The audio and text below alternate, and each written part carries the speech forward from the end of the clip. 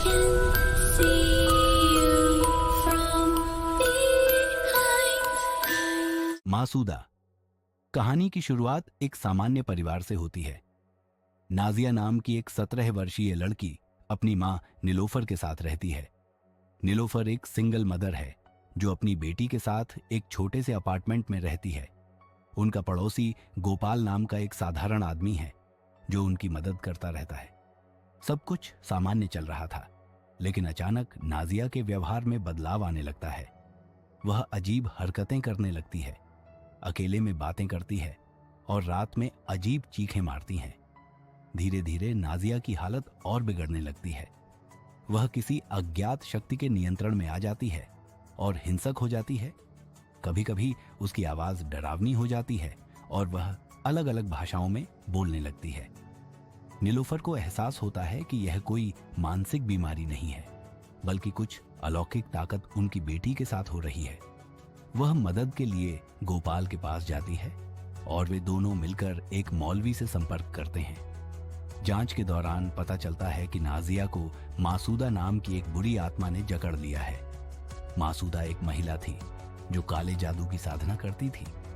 वर्षों पहले गांव वालों ने उसे डायन समझकर मार दिया था। मरने से पहले उसने श्राप दिया था कि वह वापस लौटेगी और लोगों की जिंदगी बर्बाद करेगी। अब वह आत्मा नाजिया के शरीर में प्रवेश कर चुकी थी।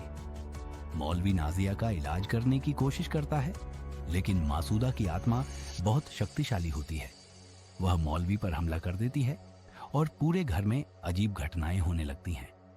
रात में घर की दीवारों पर अजीब आकृतियां बनने लगती हैं। दरवाजे अपने आप खुलने बंद होने लगते हैं और नाजिया की आंखें पूरी तरह काली हो जाती हैं। मौलवी बताता है कि मासूदा को हराने के लिए एक विशेष अनुष्ठान करना होगा, लेकिन इसके लिए नाजिया को उस स्थान पर ले जाना होगा जहां मासूदा की मौत हुई थी। गोपाल और नीलोफर किसी तरह नाजिया को उस पुरानी हवेली में ले जाते हैं जहां मासूदा की आत्मा बसी हुई थी।